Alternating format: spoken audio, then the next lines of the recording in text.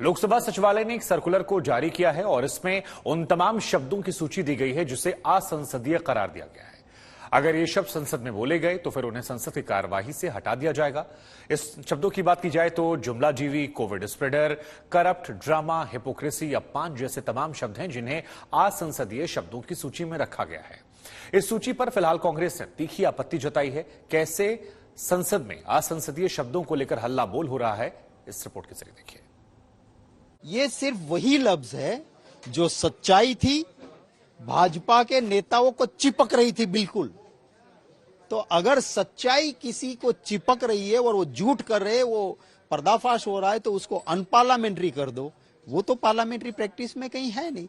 अगर आप झूठ बोलने में माहिर हो, आपके गृह मंत्री ने खुद एक कैमरे के सामने कह दिया कि चुनाव के वक्त हम जो कहते हैं वो तो जुमले होते हैं।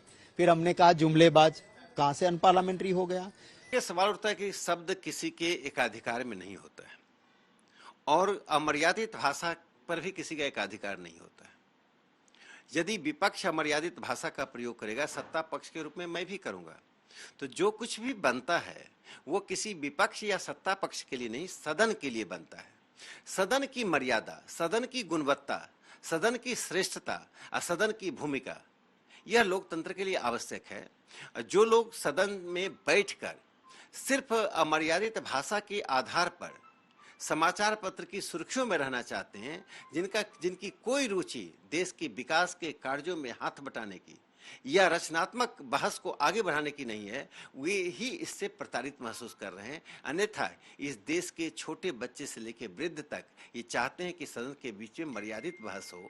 अनपार्लियामेंट्री वर्ड के दूर की बात, वो अहम नहीं है, कंटेक्स्ट अहम है।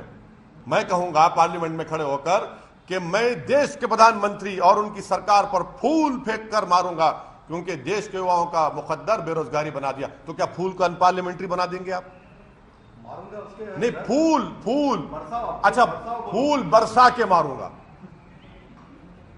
और ये कहूंगा कि भाव फूल बरसाओ मोदी सरकार पर कि उन्होंने भारत के नौजवानों को बेरोजगार बना दिया। तो क्या अनपार्लियामेंट्री हो जाएगा?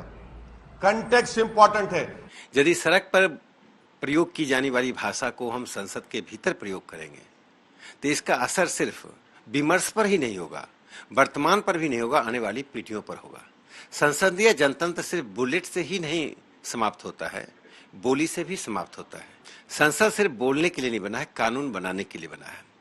देश की विधायिका का जो महत्व है, उस महत्व में सरकार की नीतियों, कार्यक्रमों की आलोचना करना, विपक्ष के व्यवहार और उसके विकल्प द्वारा दिए जा रहे विकल्प की आलोचना करना जो सत्ता पक्ष करती है, इन दोनों की एक दूसरे की आलोचना करने में, एक दूसरे पर चेक एंड बैलेंस रखने पर, क्या हमारे शब्दकोश में शब्द कम पड़ गए हैं कि हम शब्दकोश से बाहर के उन शब्दों को लाएं जिन शब्दों से विमर्श कम होता है और उत्तेजना अधिक होती है।